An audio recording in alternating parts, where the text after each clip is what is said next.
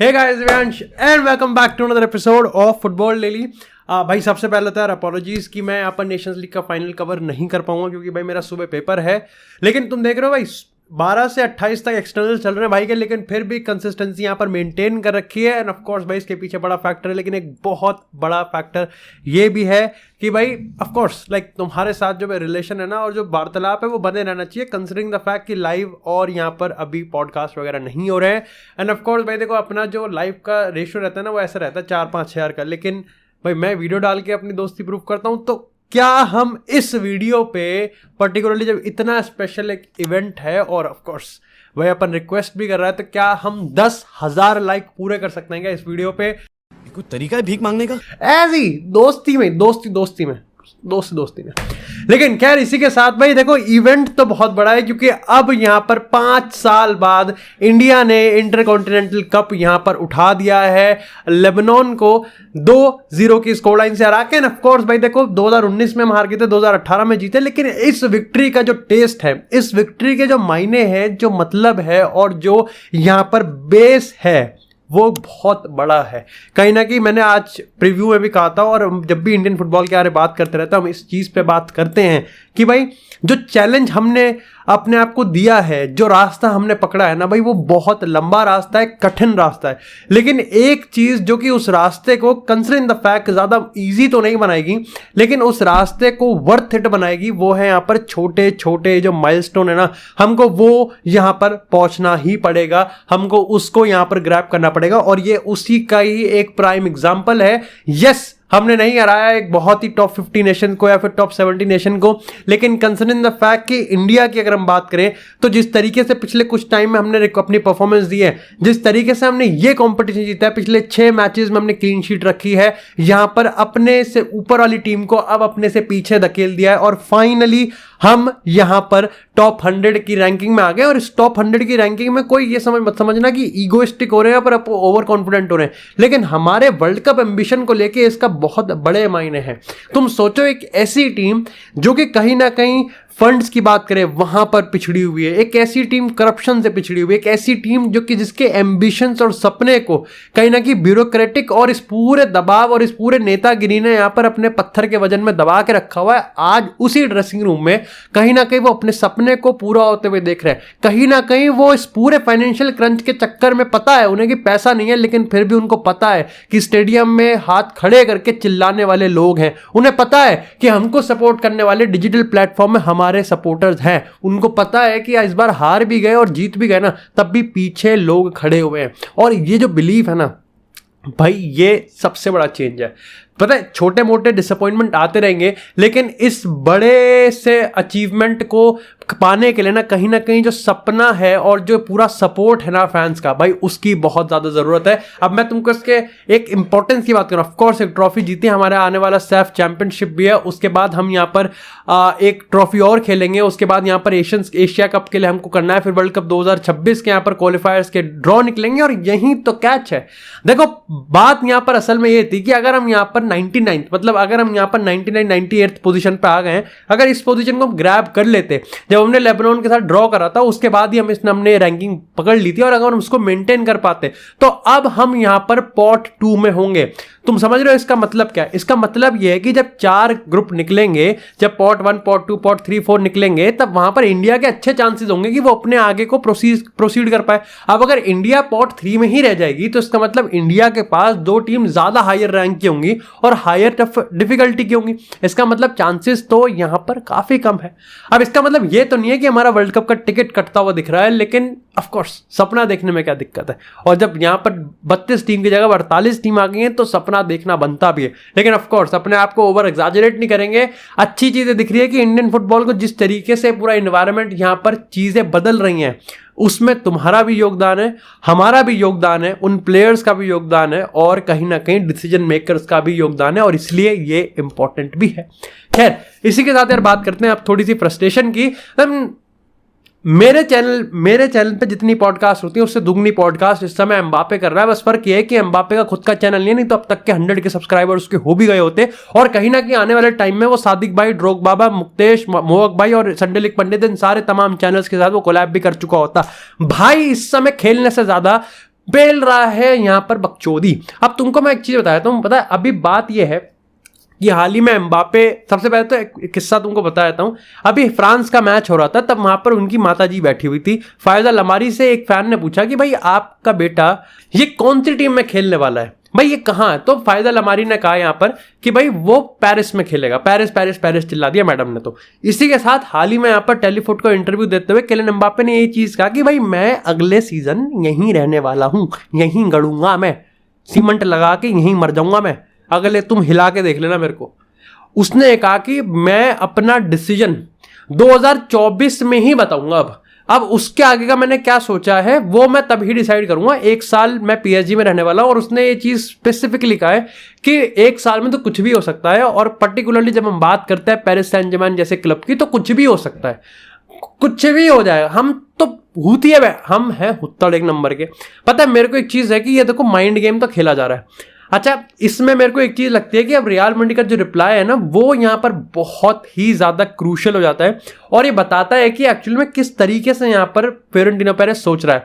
लेकिन उससे पहले आपको समझना पड़ेगा कि 2022 के सिनेरियो की बात करें और 2023 के सिनेरियो की बात करें, तो एक की डिफरेंस है।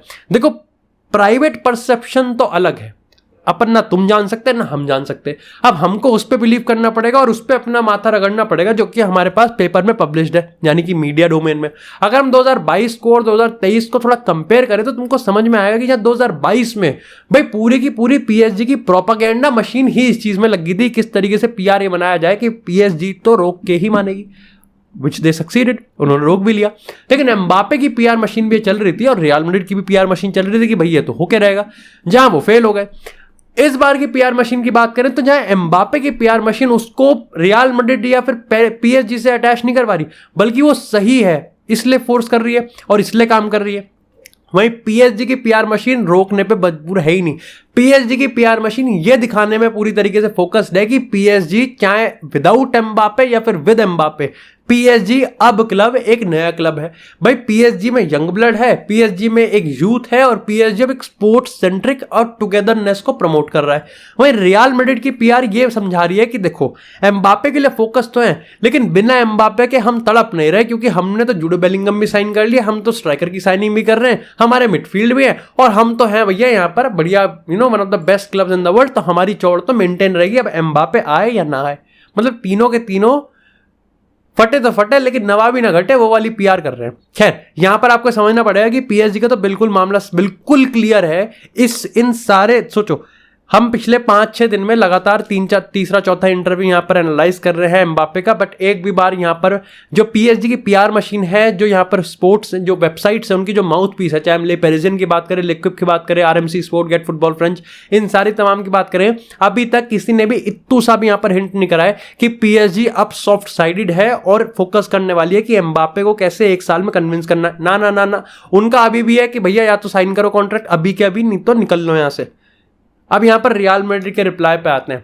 मैं समझने की कोशिश ही कर रहा था आर्टिकल्स पढ़ने की, कि तभी मेरे पास एक रिपोर्ट आती है कि भाई यहां पर हाल ही में फ्लोरेंटिनो पेरेस को जब रियल मैड्रिड के फैंस ने अप्रोच करा तो भाई ने यह कह दिया कि अब यहां पर कोई भी साइनिंग नहीं होने वाली। इसका मतलब तुम समझ रहे हो, देखो यहां पर अब जोजेलो की साइनिंग होगी, जो एक बैकअप स्ट्राइकर है। जोजेलो की साइनिंग को कोई ये नहीं कह रहा कि ये हमारा आने वाला सीजन का स्ट्राइकर है मेन। तुमको ये समझना पड़ेगा कि इसका मतलब ये है कि रियल मैड्रिड ने अपने ऑपरेशंस को होल्ड पे रख दिया है सारे, और इसके पीछे कोई और रीजन नहीं बल्कि किलियन एम्बापे ही है। और यहां पर काफी लोग कहते हैं कि शायद से किलियन एम्बापे का जो प्रोजेक्ट 2024 है उसके चक्कर में रियल मैड्रिड हेवीली इन्वेस्ट तो नहीं करेगी।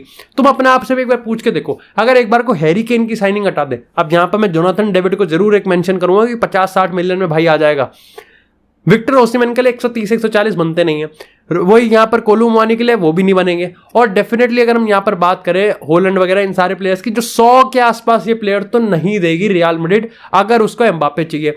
एक यहां पे जोनाथन डेविड का सीन लग रहा है कि ले यहाँ पर काफी ज्यादा एग्रेसिव हो रही है सेलिंग के लिए कि हमको बेचना ही बेचना है, तो वहां पर हो सकता है। बट यहां पर भी आपको समझना पड़ेगा कि भाई यूनाइटेड भी है, उसके बाद यहाँ पर बायर्न भी है, और उसके बाद यहाँ पर पीएसजी भी है। अब खैर यहां पर मेरा एक जो कंक्लूजन है वो बस सिंपल सा है कि यार देखो, आई थिंक ऑफ कोर्स यार देखो, Mbappe is the best player in the world अगर हम यंग्स की बात करें, करंट जनरेशन की बात करें, आने वाले टाइम की बात करें। लेकिन भाई भाई एम्बापे हॉस्टेज नहीं रख सकता भाई रियल मैड्रिड को। एम्बापे नहीं, मतलब द मियर फैक्ट कि इसमें कोई गारंटी ही नहीं है कि एम्बापे अगली सीजन आएगा या नहीं आएगा, उस चक्कर में रियल मैड्रिड अपना पूरा सीजन ही कॉम्प्रोमाइज कर दे। ये वो भी तब जब 2022 में हमने ऑलरेडी देख रखा है कि चीजें कैसे होती हैं। अगर सट्टा खेलने की बात होती है तो क्यों खेले हम सट्टा। वहां पर मेरे को लगता है कि अगर ऐसा हो रहा है कि एम्बापे कहीं ना कहीं खेल रहा है हमारे इमोशंस के साथ, तो शायद से देखो दिल पे पत्थर रख के कह रहा हूं कि मूव ऑन कर देना चाहिए भाई। आई थिंक हैरी केन को ले आओ यार। आई नो भाई एम्बापे बहुत ऊपर की चीज है हैरी केन से, बट बैच भी तो एक चीज होती है ना आपकी, होती है ना, तो वो वाली चीज है। खैर इसी के साथ यार बात करते हैं पीएसजी से एक और रिपोर्ट की, और वो आती है यहाँ पर लुइस एनरिके से। अब यहाँ पर ले पेरिजियन, जो कि ऑफकोर्स आप कह सकते हो कि माउथपीस है और पीएसजी के अंदर की खबर पूरा जानता है, उन्होंने यहाँ पर ये चीज कहा कि देखो 25 मई की अगर हम बात करें तो दो कैंडिडेट थे, नागल्समैन और लुइस एनरिके। अब हम आपको कंफर्म करके कह सकते हैं कि लुइस एनरिके यहाँ पर अगले मैनेजर होने वाले हैं पेरिस सैंट जर्मैन के। ऑफकोर्स भाई आई थिंक लुइस एनरिके आ रहा है तो पीएसजी ने कुछ अलग ही यहाँ पर उसको चीजें ऑफर करी होंगी और चेंजेस ऑफर करे होंगे।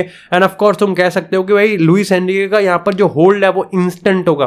कार्लोस सोलर स्पेनिश है, लुइस मार्को असेंसियो स्पेनिश है, फबियान रुइस स्पेनिश है, उसके साथ यहाँ पर नेमार उसके अंडर खेला हुआ है, और यहाँ पर काफी बड़े बड़े प्लेयर्स हैं जिसका मतलब लुइस एनरिके ने काफी सिस्टम है। और ऑफकोर्स लुइस एनरिके अगर आप लास्ट क्लब जॉब की बात करोगे तो भाई बारसा के साथ ऑफकोर्स वो चैंपियन लीग वो पूरा सक्सेस यहाँ पर सबके सामने रखा ही हुआ है।